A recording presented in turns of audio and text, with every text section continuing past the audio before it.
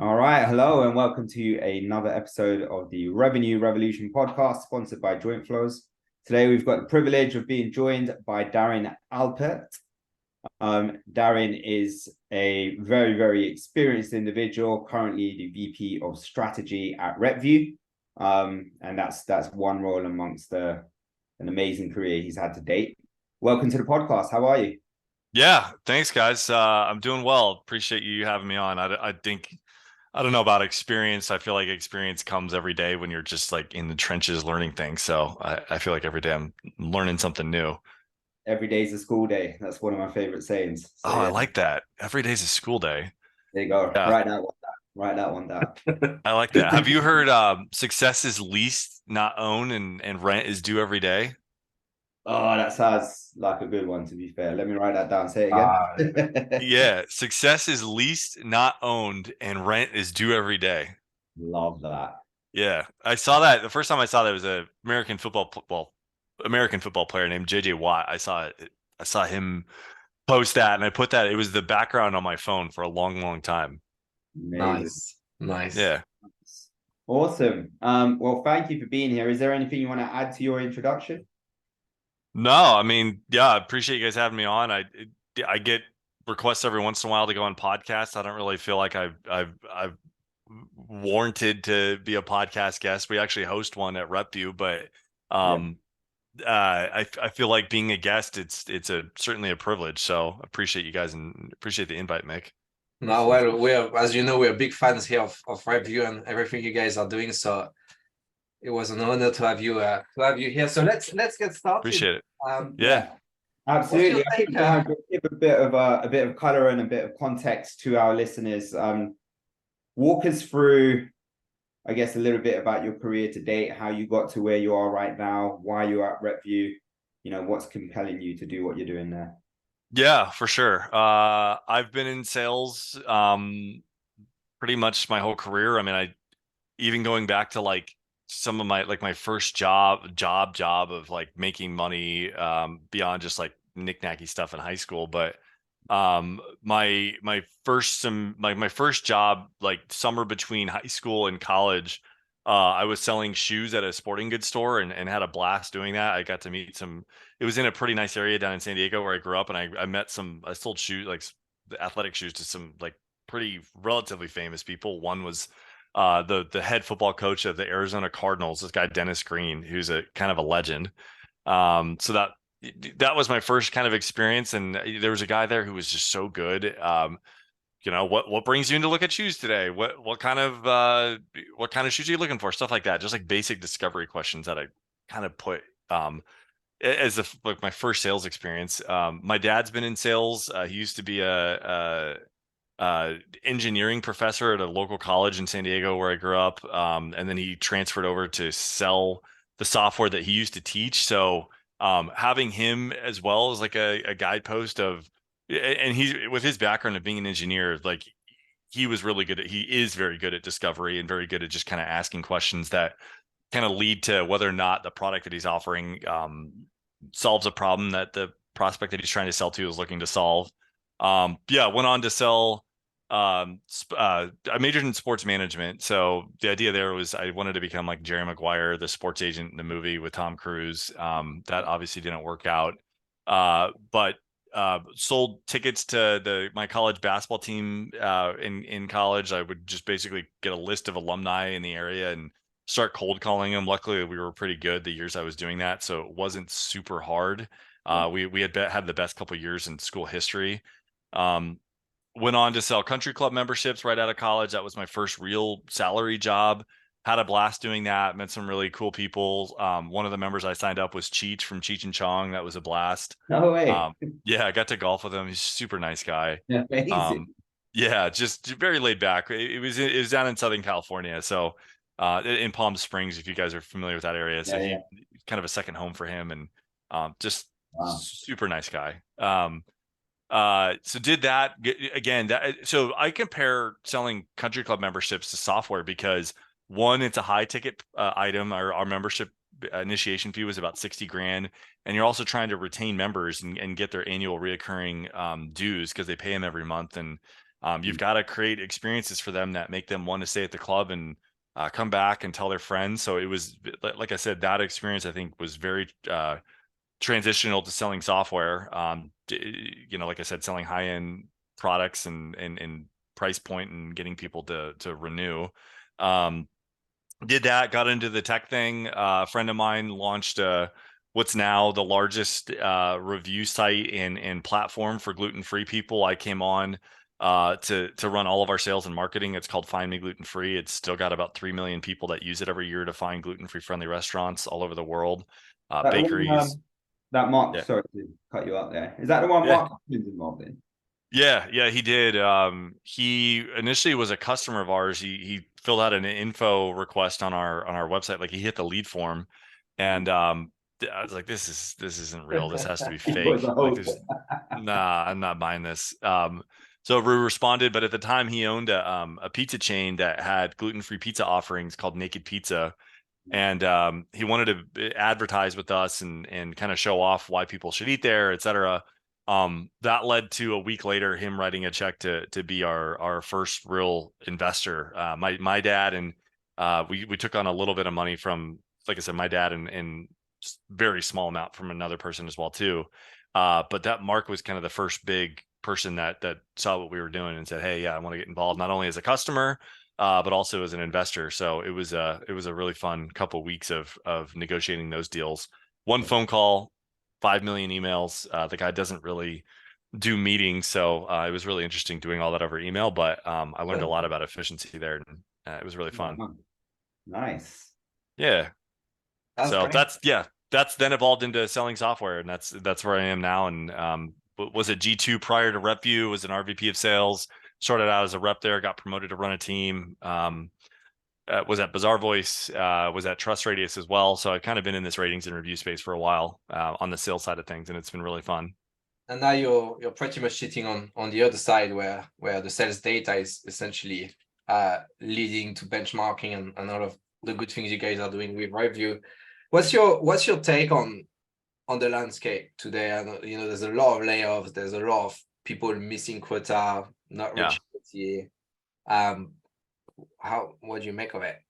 Yeah, well, I mean, there's been reps missing quota long before the last couple of years, and the layoffs. I mean, I remember at one org I was at, it was like, hey, you need to be at 100% of quota to get to President's Club. And then 2 weeks prior to the fiscal year ending, we got a note from RevOps saying, hey, we're actually inviting everybody that's over 70% of quota to join President's Club. So it's like, are quotas even attainable? Are the numbers even accurate? Most companies, I would say they're probably not, to be honest. I feel like a lot of the numbers that are, I feel like numbers get trickled down from investors, and then that hits all the way down to, account executives at the IC level. And there's a lot of padding that goes on there, but I don't think a lot of reps are set up to succeed, in my opinion. I think territories get spliced too much. I think companies start seeing success and they say, let's go hire, an army of salespeople. They can replicate what our top 2 to 3 reps and maybe our CEO are doing on the sales side of things, and we can go grow this company to 100 million in revenue. And it's not always the case. So,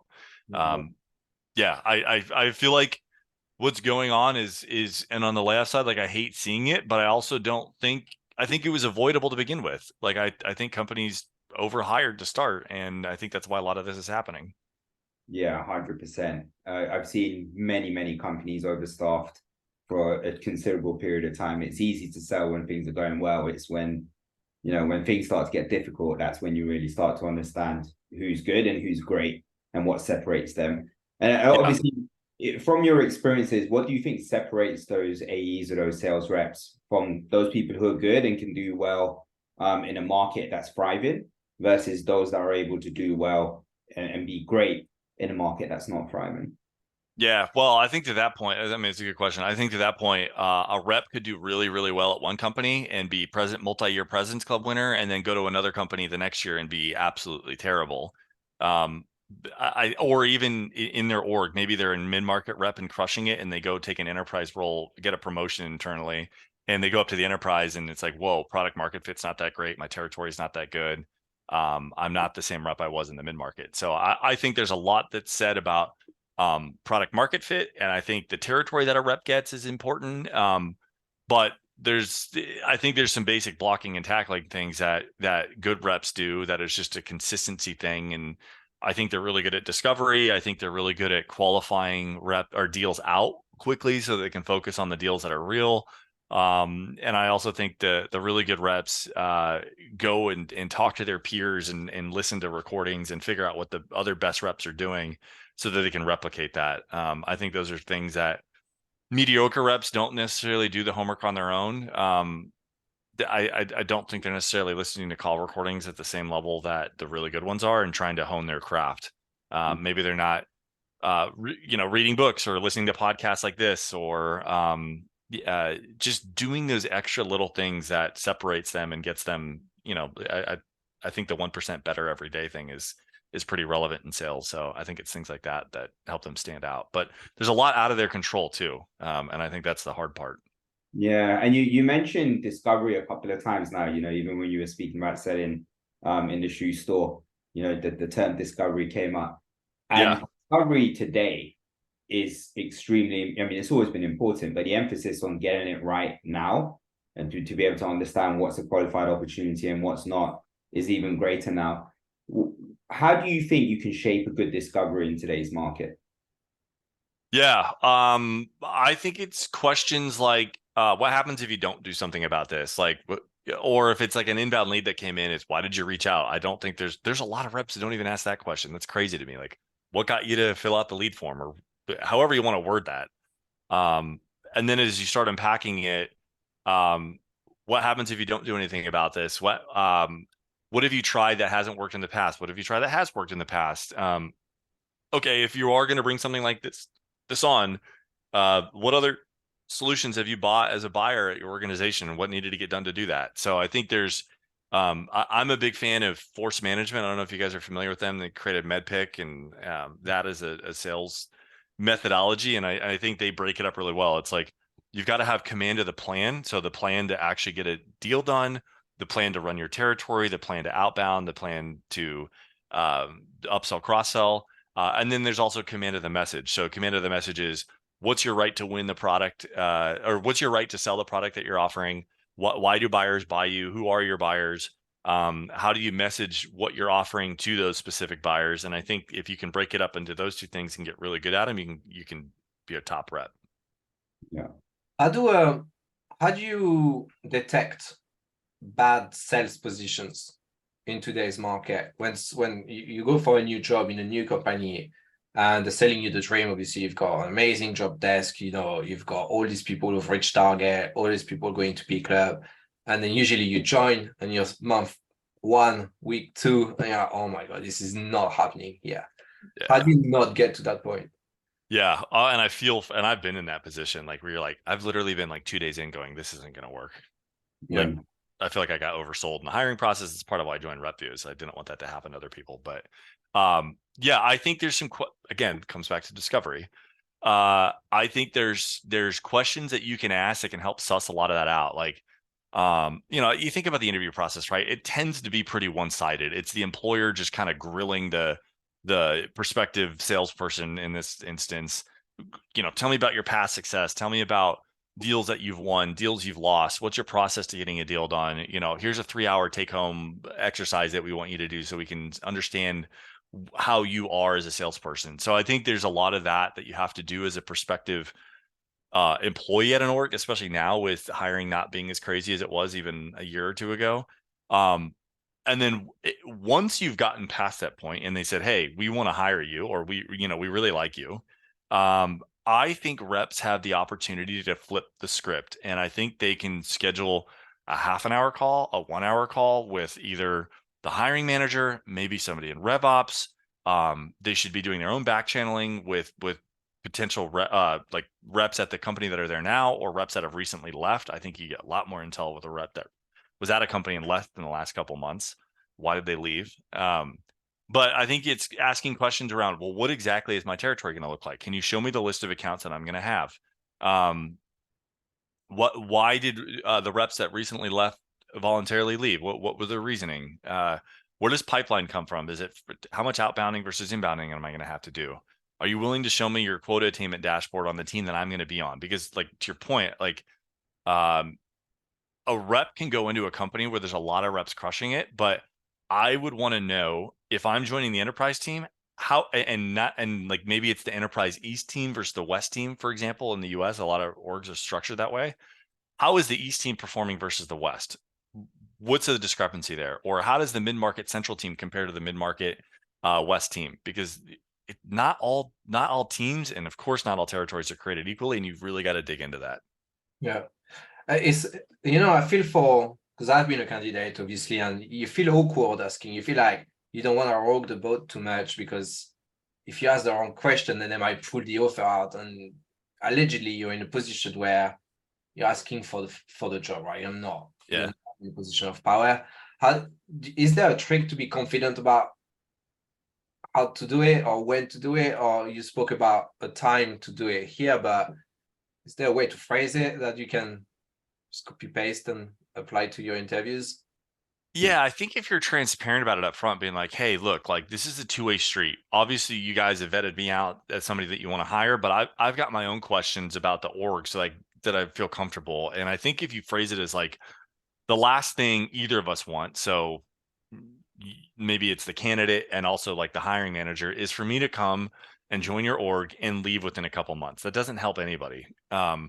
It's not profitable. The rep, there's gonna be a lot of training that goes on to get the rep up and running. So I've got questions about the role I'm stepping into, so that we're both aligned on what this looks like. And maybe a month or 2 or 3 months down the road, we're not looking at this going, oh, this, I'm looking at leaving because, I feel like I was overpromised, or the role wasn't what I thought it was. I think if candidates are transparent about that, it helps frame the conversation. And it's like, okay, like this isn't like an attack from the candidate to the potential employer. It's like, hey, I'm genuinely trying to understand what I'm getting myself into. Yeah, no, that makes sense. And something else that I was curious about as well. So my understanding is at the moment, in terms of the number of applicants that you get for a job, it's obviously great. It's considerably greater than it was before, right? Because of the amount of people laid off versus the jobs that are available. Yep. How do you as a candidate separate yourselves from other people to be selected? And then if you put on your manager hat, what do you look for as someone recruiting someone into your team to be able to decide, all right, this person's the right candidate for us? Yeah. There's going to be a little bit of a RepVue plug in here, just to be honest. I think doing research on the org that you're getting yourself into is huge. With RepVue, you can see quota attainment by various segments at an organization, enterprise versus mid-market, for example. But you can also apply to jobs on there. We've got hundreds of jobs from various sales orgs all over the world. That to me is like the basics, like just applying, because you're gonna, to your point, like you're gonna not really stand out if you're just sending in a resume. I think it's going out, and it's just like what you would do if you were out doing prospecting to your potential customers. It's finding who the hiring manager is. So if you're applying for an enterprise AE role, it's either going to be an RVP or an enterprise sales director or a manager or whatever. And then also going to their boss, which is likely going to be a VP of enterprise if it's on the East Coast in the United States here, or if it's in EMEA. You're going to find a VP of enterprise for EMEA, or VP of enterprise sales on the East Coast, et cetera. Figuring out their email. Well, what's their email format? Well, that's not that hard. It's either first name at company.com, first initial, last name at company.com, first.last at company.com, right? Like there's not that many variations there. And it's sending a personalized message and saying like, hey, here are the reasons I want to join your org. I love that you offer this, this, and this. I heard you on this podcast saying that you guys do this, this, and this. Like for example, with RepVue, we just had the VP of enterprise sales over at Motive on this guy, Adam Block. He's a great sales leader over at Motive. We talked about some very specific things on that podcast about what he's looking for with reps. That podcast episode is about to go live on Motive's profile on RepVue. We're also going to push it out to our users as well too. But it's like, if I was applying for a role over at Motive, I would go find whatever it is that Adam's talking about, either with us or any other podcast that he's been on, or maybe it's a LinkedIn post or whatever. I would reference that in the subject line. I would reference it in the email, and I would map back to how I can help him close deals. And like he talked about on the podcast with us, like very specific things that he's looking for with reps, like that is basic 101 in my opinion at this point, to message him with something that he referenced on there, and say, this is what I can help you bring to the table. You're looking for this type of rep. This is experience. This is examples of what I've done in the past that are what you're looking for. Yeah, it's really, it sounds no different to prospecting really in a B2B environment. It's the exact same thing. 100% the exact same thing. Yeah. And on the flip side too, right? Like reps don't want to hear from recruiters and hiring managers with some generic pitch about how they just raised 50 million Series C, and they're a rocket ship that's growing like crazy. They want like good reps want to have messages that are tailored to them from recruiters as well too, because the good ones are getting hit up all the time. So true. Yeah. Even in this environment, even Nick in this knows market. all about that. He gets about 50 approaches a day. So yeah, I can't keep up with it. That's too much. It's too much. It's too much. You need an assistant to help you with it. Darin, we spoke about OTs and we spoke about quota attainment, but from a CRO viewpoint, when you get given those numbers and you're looking at them and you're like, oh, this is not attainable. Yeah. How do you manage expectations with the board? How do you have those difficult conversations? Yeah. Well, I mean, and that happens so much. It's like a company will go out and raise money, which is based on backing into a revenue number that they're either likely going to grow into, right? So then that, if you're a CRO, that's all going to trickle down. So there's going to be a buffer from the CRO to the VP so that the CRO can hit their number.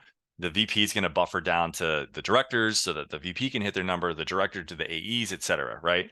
And I think it's just about being realistic. Like I think too many orgs do this top down forecast without really going bottoms up and like, what does our pipeline look like? Like there's orgs that have raised hundreds of millions of dollars and it's like, oh, well, our ICP, ideal customer profile, is anybody that uses Salesforce because we're a Salesforce plugin. And it's like, well, is that really your ICP? Like, I know you just raised $200 million based on that narrative, but like when it comes down to brass tacks, there's these companies that won't use this for X reason, and these companies won't use it for Y reason. And like, I don't think that much analysis is being done, one, from the VC side, and also two, from the company side, like to be really, to be realistic about who they can actually sell to.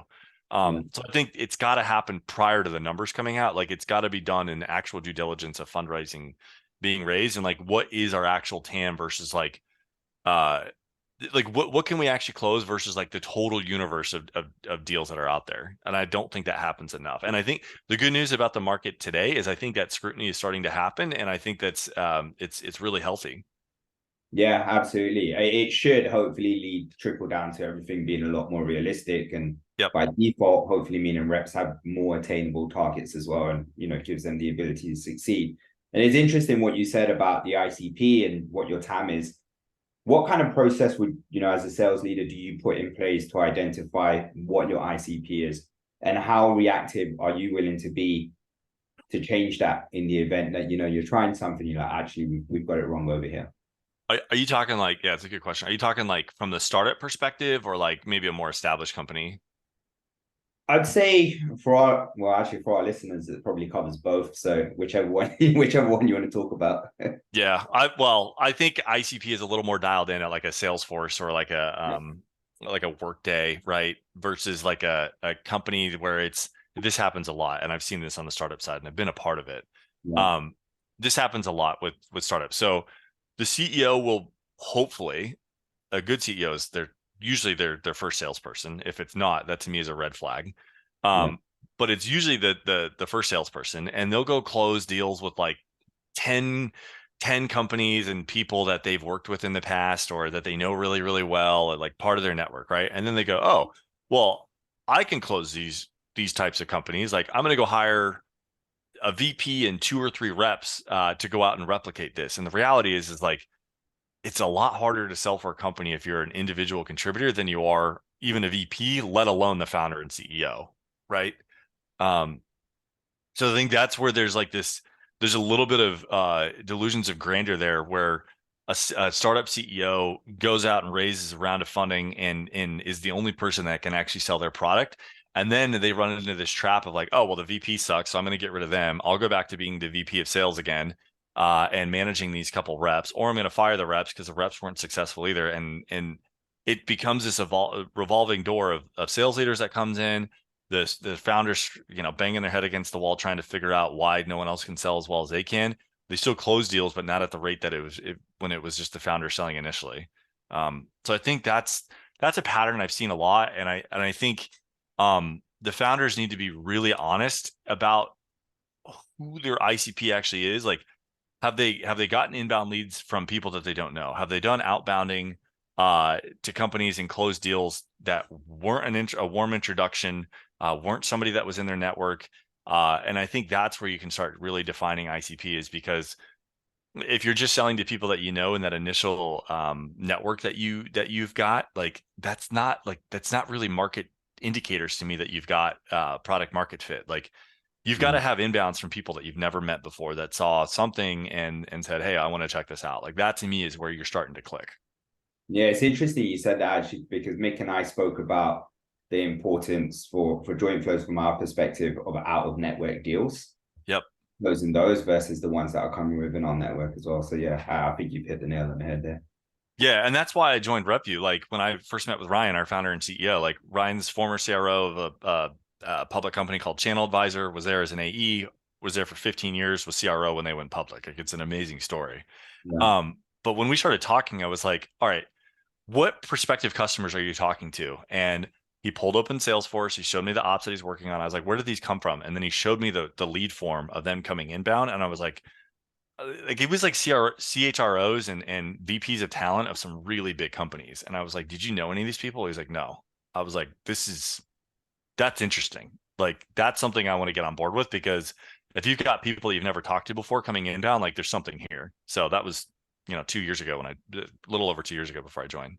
Yeah, a good solid demand gen function is always a plus, not necessarily. But it wasn't even like demand gen. It was just like him posting on LinkedIn, and like people would come inbound. Yeah. Oh wow. Well, That's been our demand gen. It's wild. We're trying not to plug products here too much, but your product is pretty amazing, Darin. So I'm not surprised you're having a lot of organic momentum. Appreciate that. Yeah, it's salespeople love RepVue because they can avoid traps and avoid landmines and get positions that they wouldn't think they were a fit for, and they can just really make better career choices. That's our end goal, is to help users make better career choices. Yeah, go sign up, guys. It's very valuable. I think access to all this data, like what is the trend you're the most surprised by at the moment? From RepVue data? Or RepVue data. What's the trend I'm most surprised by from RepVue data? Yeah. So Ryan, our CEO, just posted about this today, and shout out to Adam Little, who runs our data team, for finding this nugget. But so Ryan's post today on LinkedIn was about how deal sizes, like we all know that large deal sizes tend to take long, right? Like 100K, 200K plus is typically a traditional enterprise cycle that takes, probably 6 months plus it's like getting an act of Congress done. But what we're finding is that deal cycles are taking longer, even under 50, 25, 15K, because companies are just scrutinizing, and CFOs are scrutinizing every deal that they're trying to get done, or that their teams are potentially spending money on. Yeah. So like even the smaller deals are actual enterprise deals nowadays.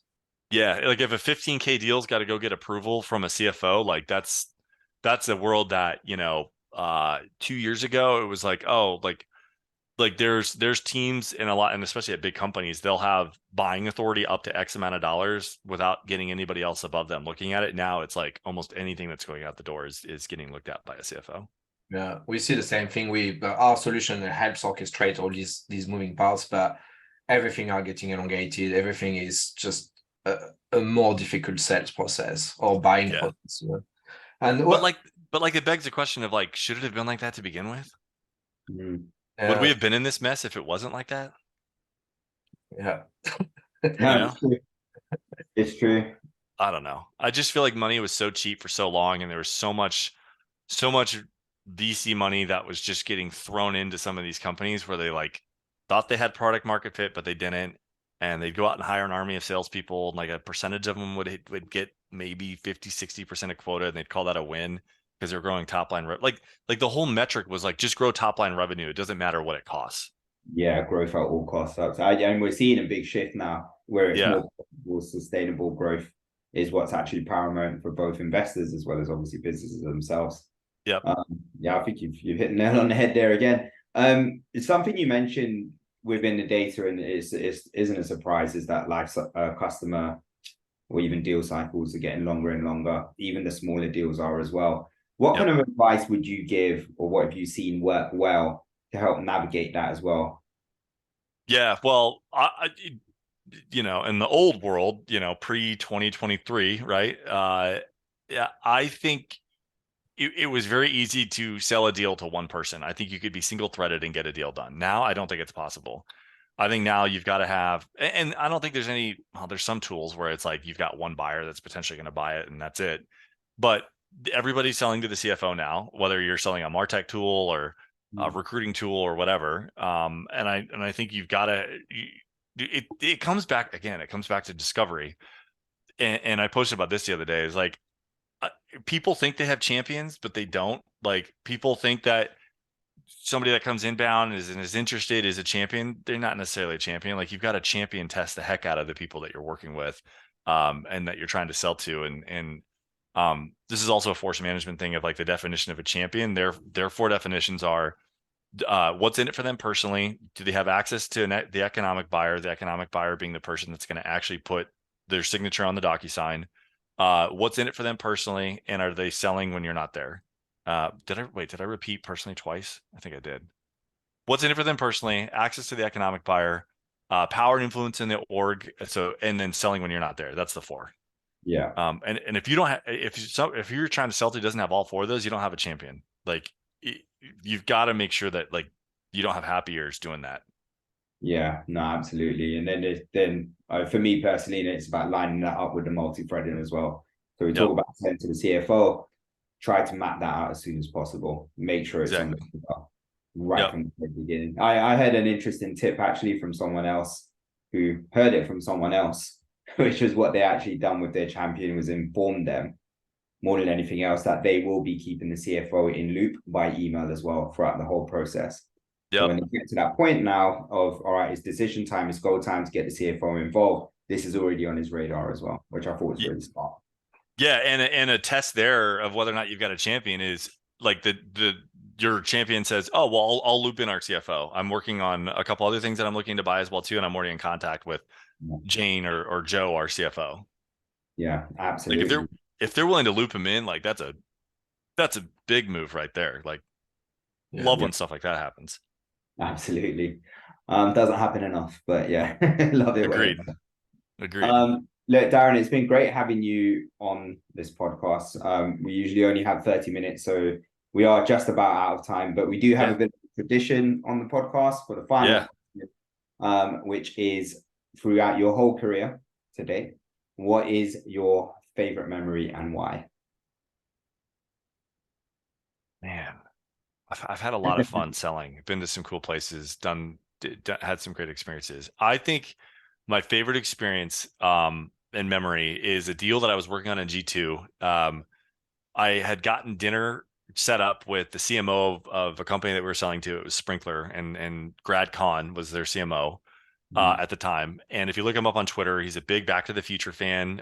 His Twitter header photo is him sitting in a DeLorean. He owns the DeLorean, and his headline is Marketing to the Future.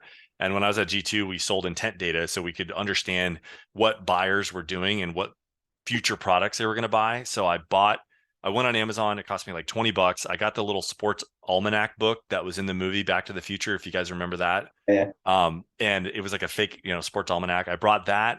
And I printed out the buyer intent data from Sprinkler, and I said, Grad, this is marketing to the future. This is what your buyers are doing. They're looking at you versus Sprout Social and Hootsuite. And I can tell you when your current customers are shopping for your competitors, and I can tell you when your prospective customers are shopping for you guys versus other competitors as well. He's like, he loved it. And I ended up closing the biggest deal of my career.